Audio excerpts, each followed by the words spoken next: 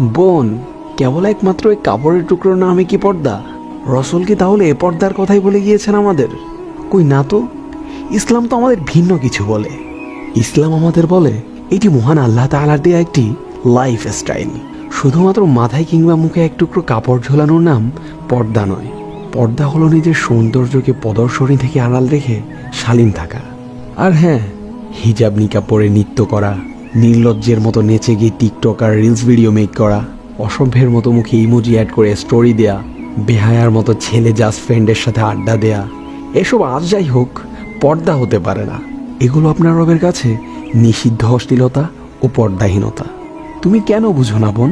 পর্দার সম্পর্ক শুধুমাত্র ওই এক টুকরো কাপড়ের সাথেই নয়, বরং বেশভূষা, চালচলন, চিন্তাভাবনা, অনুভব, অনুভূতি, পুরো লাইফ স্টাইলের সাথে পর্দার সম্পর্ক।